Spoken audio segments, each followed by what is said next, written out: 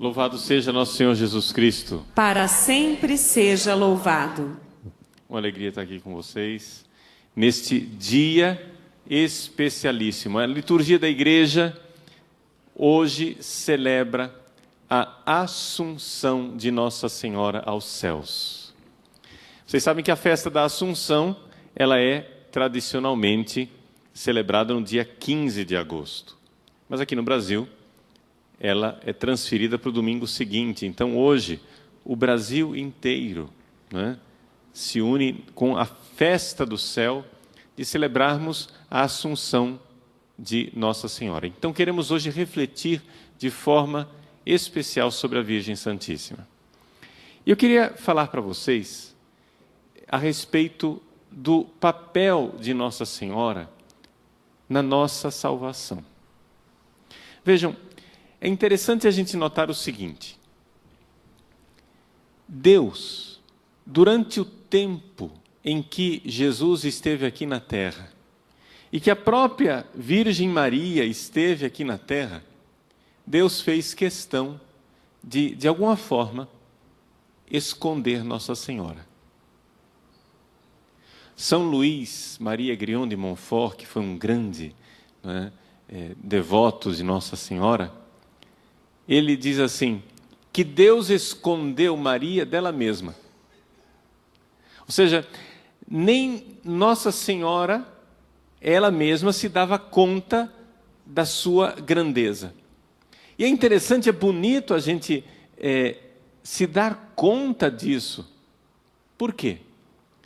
Porque Deus poupou Nossa Senhora da soberba, do orgulho. Ela era a humilde serva do Senhor. Como está escrito, não é? No Novo Testamento, no Evangelho de São Lucas, quando Nossa Senhora diz, Ele olhou para a humildade de sua serva. Nossa Senhora olha para o anjo e diz assim, eis aqui a escrava do Senhor, a serva do Senhor. Ela se comportou em tudo como serva humilde. E o próprio Jesus, durante o tempo dele aqui na terra, fez questão que a Virgem Maria vivesse na humildade, quase que escondendo o tesouro precioso, que é a mãe dele. Mas aí aconteceu uma coisa. Jesus morreu, ressuscitou, subiu aos céus, e a partir dali, Maria começou a assumir o seu papel grandioso na história da nossa salvação. O papel grandioso de Maria na história da igreja começou a se revelar cada vez mais a partir da cruz de Cristo. Na cruz, Jesus, que ia partir para o Pai, disse, eis aí o teu filho. Mulher, eis aí o teu filho. Filho, eis aí a tua mãe. Era Jesus dando a Virgem Maria para nós e nos dando a ela. Como que se ele dissesse assim, esta é a minha mãe. Esta é a mãe de vocês agora. Agora a Virgem Maria vai nos acompanhar daqui para frente. Então, a partir da cruz de Cristo, a figura de Nossa Senhora vai crescer cada vez mais, e vai ficar cada vez mais claro o papel dela na história da nossa salvação. Como que a gente sabe disso? Vamos aqui aproveitar dos estudiosos, das pessoas que se debruçaram e estudaram a história da igreja. Se a gente estudar a história da igreja, nós vamos ver que a igreja ela era católica desde o começo. A igreja não ficou católica depois. Ela era católica desde o começo. Vamos contar essa história para você brevemente. depois que Jesus subiu aos céus, a igreja foi começando a tomar consciência do papel extraordinário de Maria na história da salvação. E aí veio a reflexão da igreja. Jesus era o novo Adão. Se existe um novo Adão, existe uma nova Eva. E esta nova Eva é a Virgem Maria. Então, se começou a ver o paralelo extraordinário e maravilhoso que Deus tinha feito. É interessante, Deus faz as coisas, aí depois a igreja iluminada pelo Espírito Santo vai refletindo, vai vendo, nossa, olha só o que Deus fez, e a gente vai reconhecendo o quanto Ele foi se revelando maravilhosamente. Como é que o pecado entrou no mundo? Como é que o pecado saiu do mundo? Não é? O método, o meio como o pecado entrou no mundo é o método, o meio pelo qual o pecado saiu do mundo. Deixa eu contar uma historinha para vocês. Um dia, havia uma mulher. Essa mulher, ela era virgem. Essa mulher era imaculada, sem pecado original, virgem e imaculada. Essa mulher, virgem e imaculada, estava prometida em casamento, noiva. Essa mulher, virgem, imaculada, prometida em casamento, recebeu a visita de um anjo. Como é o nome dessa mulher? Mais forte, como é o nome dessa mulher? Maria. Não, o nome dessa mulher é Eva. Sim. Eu estou fazendo isso de propósito para mostrar para você como Eva e Maria, no começo da história, são idênticas. Eva era imaculada. Quando Deus colocou Adão e Eva no paraíso, eles eram imaculados, eles não tinham pecado original, não tinham pecado ainda. Eva, quando Deus colocou ela no paraíso, junto com Adão, ela era virgem. Eva, quando Deus a colocou no paraíso com Adão, ela era noiva de um homem chamado Adão. Não tinham se casado ainda, não tinham se unido ainda. Eva, imaculada, virgem e noiva, foi visitada por um anjo. Só que aqui começa a diferença. Esse anjo chamava-se Satanás. A serpente. A antiga serpente. Está escrito lá no capítulo 3 do livro do Gênesis, essa visita do anjo a uma virgem imaculada, esposa de um homem. E então a virgem recebeu a proposta do anjo. Seja como Deus. Desobedeça. Não creia no amor de Deus. Esta é a grande tentação de Satanás. Satanás chegou para Eva e disse: Deus diz que ama você, né? Diz que Deus ama você, quer o seu bem. Que nada. Deus é um velhaco. Deus está querendo passar a perna em vocês. Ele proibiu de comer desta árvore aqui. Se vocês comerem do fruto desta árvore, vocês vão ser como deuses. Vocês serão deuses. Ele está passando a perna em vocês. Vocês não vão morrer coisa nenhuma. Vejam como o demônio, como Satanás, semeou a ideia, semeou a inimizade com Deus. É aqui que está o pecado original. É aqui que está a tragédia do pecado original. A tragédia do pecado original está no fato de que nós começamos a olhar para Deus como se Ele fosse o nosso rival. Como se Ele fosse nosso antagonista, nosso adversário. Como se Deus quisesse o nosso mal e não o nosso bem. Deus pede de nós uma obediência. Deus pede de nós para não pecar, para não fazer tal e tal coisa. E a gente diz, Deus é um desmancha-prazeres. Deus é um chato. E parece que porque é proibido, a gente quer, né? Porque é proibido, a gente quer. Porque é proibido, a gente deseja mais. Se não fosse proibido, a gente nem olhava.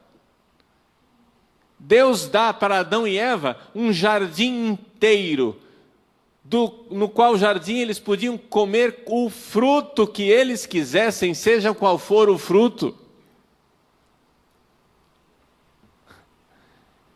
Mas eles só querem aquele lá que está proibido. Aquele que está proibido é o que eu quero.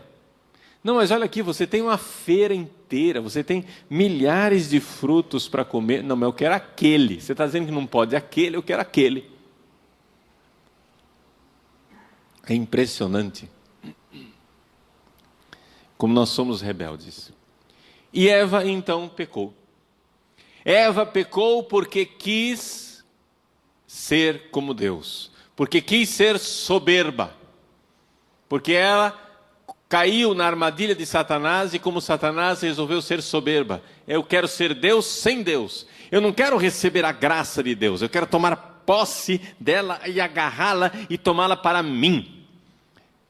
Eu não quero receber nada de Deus. Eu quero agarrar e roubar.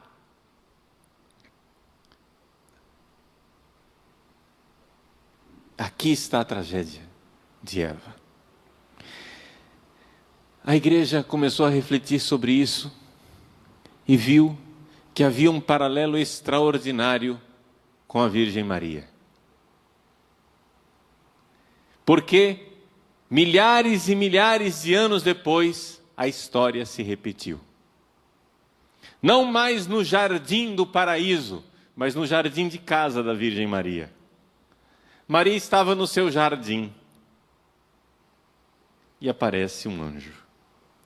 Um anjo, o anjo do Senhor anunciou a Maria. Quantas vezes a gente repete isso, né? Rezando o Ângelus. O anjo do Senhor veio a esta mulher, imaculada, virgem e esposa, prometida em casamento a um homem chamado, dessa vez, José, não mais Adão. E a virgem não se chama mais Eva, chama-se Maria. Mas Maria é a nova Eva. E ela então recebe a visita do anjo.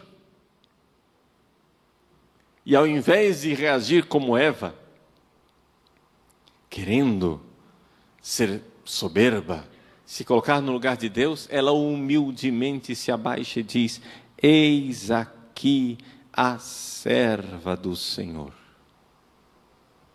Eis aqui a serva, humilde, pequena.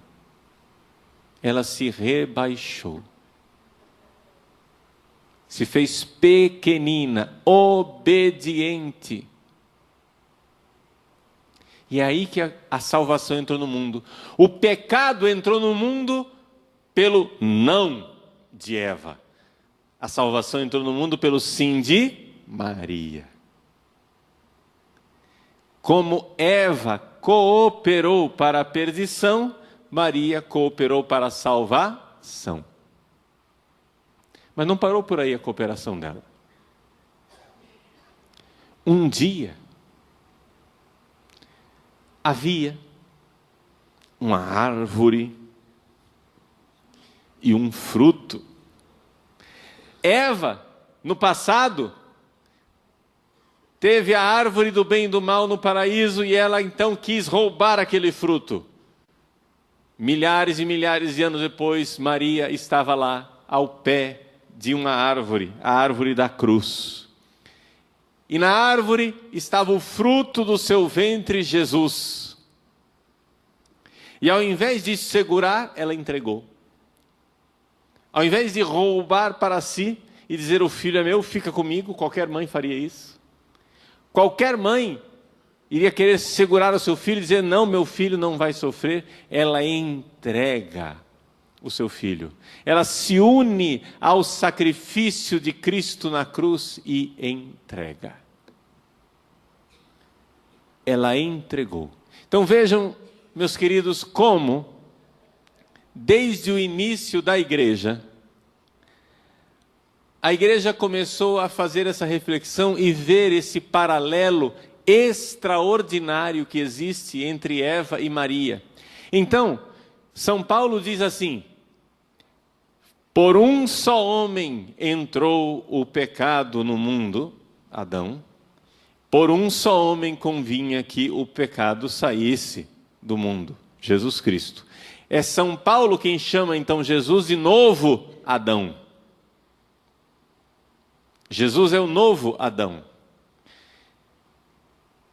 Aos poucos a igreja então foi vendo que não havia somente um novo Adão, havia uma nova Eva. Então já lá na antiguidade, no tempo dos apóstolos, na época, na era apostólica, a igreja começou a notar que Maria era a nova Eva e começou a chamá-la de nova Eva. É impressionante. Logo ali, no início da igreja, não estou falando um século depois. Não, na época dos apóstolos. E como é que eu sei que é na época dos apóstolos? Por quê? Porque existem vários testemunhos do segundo século que chamam Maria de nova Eva. Ora, na época em que não havia internet, televisão, as comunicações que tem hoje, se de repente, em vários lugares do mundo, todo mundo começa a chamar Maria de nova Eva, é porque isso veio de um lugar comum. Você imagina comigo, se os vários galhos de uma árvore começam a dar o mesmo fruto, é porque existe um tronco comum, não é verdade? Muito bem. Se no século II todo mundo começa a chamar Maria de nova Eva, é porque tem um tronco comum. E o tronco comum do segundo século é o primeiro século. E o primeiro século é o templo dos apóstolos. Não tem dúvida disso. É o tempo dos apóstolos. O tempo dos apóstolos chamava Maria de nova Eva. Então é algo que a gente pode ter uma segurança a partir dos estudos que foram feitos, olhando para quem chamou Maria de nova Eva. São Justino, o mártir, Santo Irineu de Lyon, Inácio de Antioquia, etc. Os grandes escritores da passagem do primeiro para o segundo século chamaram Maria de nova Eva. Então é evidente que desde o tempo dos apóstolos Maria era a nova Eva. Isso quer dizer que ela não é somente uma mulher santa. Maria, para nós católicos, não é somente uma santa igual aos outros santos, uma santa maiúscula, não é? Uma santa que tem um pouquinho mais daquilo que todos os santos têm. Maria, São João, Santo Antônio, São Pedro, São Paulo. Os santos, o que é que eles fazem? Eles são santos, eles têm uma vida reta. E Maria tem, mas tem bem mais. Os santos intercedem, Maria também intercede, mas intercede bem mais. Os santos são discípulos de Jesus, mas Maria é muito mais discípula. Tudo isso que eu estou dizendo é verdade, de fato, Maria, como os santos, ela é santa, só que bem mais. Como os santos, ela intercede, só que bem mais. Como os santos, ela é discípula, só que bem mais. Só que não para por aí. Existe algo que Maria fez e faz que nenhum santo fez e nem fará. Nenhum santo é cooperador na redenção da humanidade do jeito que Maria foi e é. Por isso, ela merece o título de co-redentora, que quer dizer chamar Maria de co-redentora. Maria estava aos pés da cruz, e Maria, aos pés da cruz, colaborou com a redenção. Como é que nós somos salvos? Já parou para pensar? Qual foi a nossa salvação? Nós somos salvos pelo sacrifício de Cristo na cruz, amém? Repete assim comigo: eu fui salvo. Pela graça de Deus, derramada em nossos corações, através do sacrifício de nosso Senhor Jesus Cristo, na cruz. É assim que a gente é salvo. O Espírito Santo, quando age em nosso coração, o Espírito ele foi entregue, a graça de Deus foi entregue aos nossos corações a partir da cruz de Cristo. Tudo brota da cruz de Cristo. Como diz o evangelista São João, Jesus, dando um grande grito, entregou o Espírito. Nós somos salvos, não é, pela cruz de Cristo, pelo sacrifício de Cristo na cruz. Agora vem a pergunta: o que é que Jesus sacrificou na cruz? Sacrificou a sua vida inteira. Ele entregou-se. Mas vejam só, para fazer isso, Deus, gente, isso aqui é uma coisa que as pessoas não se dão conta. Deus não é capaz de fazer sacrifício. Porque Deus é Deus. Deus, ele não sofre, porque ele é Deus, ele é inatingível. Deus não fica doente, Deus não sente dor, Deus é impassível, Deus é incorruptível, Deus não pode morrer, Deus é imortal, Deus é todo-poderoso. Deus não pode morrer. O que é que ele faz? Ele se fez homem, Deus veio se fazer homem para poder morrer por nós. Então, Deus morreu na cruz, sim, uma pessoa divina morreu na cruz, a segunda pessoa da Santíssima Trindade morreu na cruz para nos salvar, mas essa morte aconteceu porque Deus se fez homem. Para que Deus pudesse morrer por nós, ele precisava se tornar homem, ele precisava ter um corpo. Pergunta: de quem foi que ele recebeu esse corpo? De Maria. Maria, em primeiríssimo lugar, colaborou com o sacrifício da cruz, gerando nela, qualquer mãe sabe disso. Quem é mãe aqui? Levanta a mão. As mães, vamos lá, as mães? Muito bem. Como é que você fez para dar o corpo para o seu filho? Você gerou durante 9 meses, foi ou não foi? Não é isso? Maria gerou o corpo do seu filho, o mesmo corpo que depois será crucificado e entregue na cruz, o mesmo corpo que depois nós iremos adorar na Eucaristia.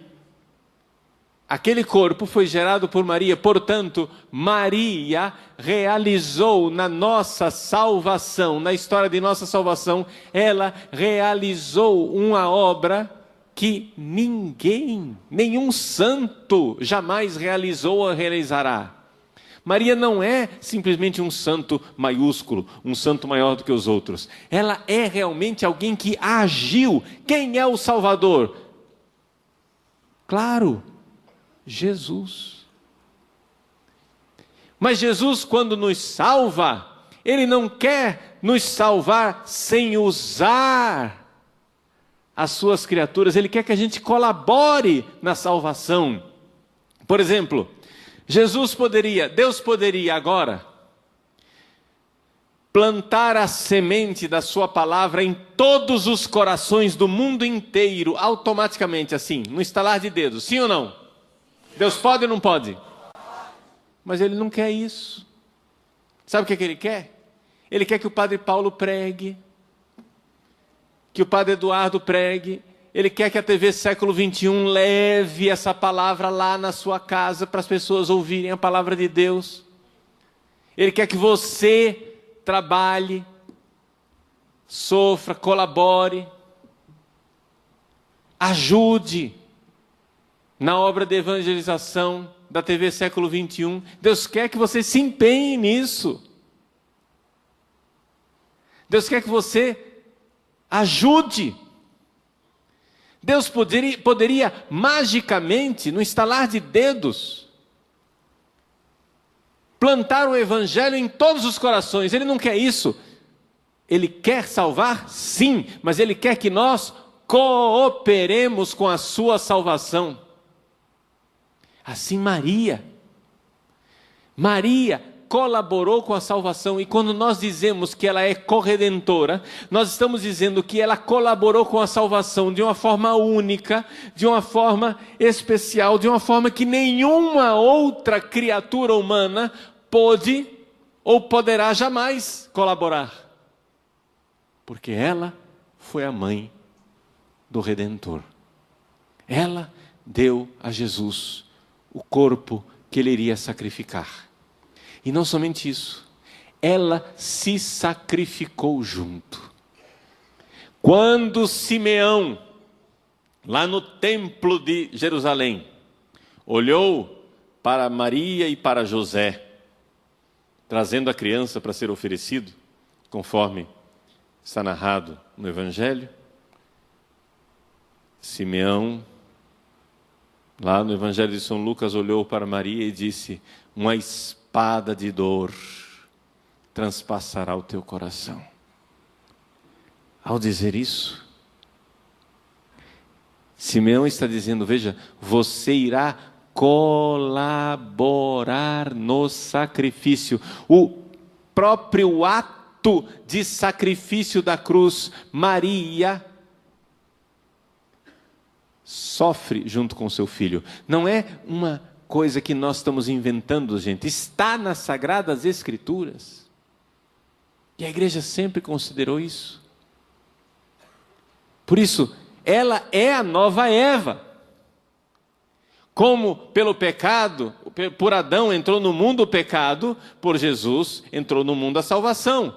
Então, como Eva colaborou na entrada do pecado, Maria colaborou na entrada da salvação. O Filho veio através dela, da sua obediência e da sua humildade. A salvação veio ao mundo pelo sacrifício redentor de Cristo na cruz. Maria estava unida a esse sacrifício redentor de Cristo na cruz. Uma espada transpassará a tua alma. Então vejam que beleza. Como nós podemos nos confiar a Nossa Senhora e dizer: Mãe do Redentor, ó Mãe do Redentor, do céu, ó porta, o povo que caiu, socorre e exorta. Ela é a Mãe do Redentor. Nós queremos nos levantar, vamos a ela. Vamos a ela. Ela nos ajuda. Vamos confiar, não somente no fato de que ela intercede, porque de fato ela intercede, mas também porque ela gera o Cristo em nós. Ela ajuda na gestação do Cristo em nós. Ela ajuda como mãe, cada um de nós, a abraçar a sua cruz, abraçar nas suas angústias, na sua dor, na sua dificuldade. Ela nos ajuda assim como ela estava lá, dando forças ao seu Filho Jesus.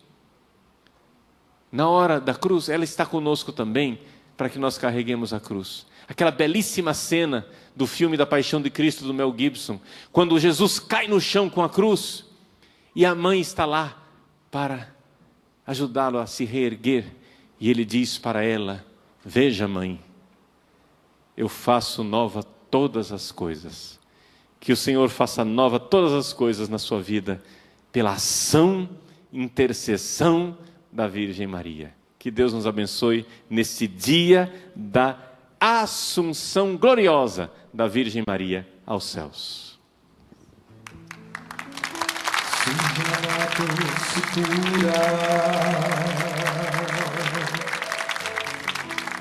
Maria de José, Mãe terna e escolhida, és mãe leal da fé, seu nome é Maria de Deus, Maria santa e fiel, Maria santa e fiel, ensina-nos a viver como escolhidos, olhos voltados para o céu, e por eles construir a nova vida. Se Deus é por nós, quem será contra nós? Se Deus é por nós, quem será contra nós? Nem a vida, a morte ou os principados. A gente finge que não vê, a gente tenta se esconder, porque tem medo de viver, pra não mais sofrer, sei. A gente tenta se esquivar, mas o amor vem pra ficar, e é tempo de amadurecer, o que ainda não sabe viver,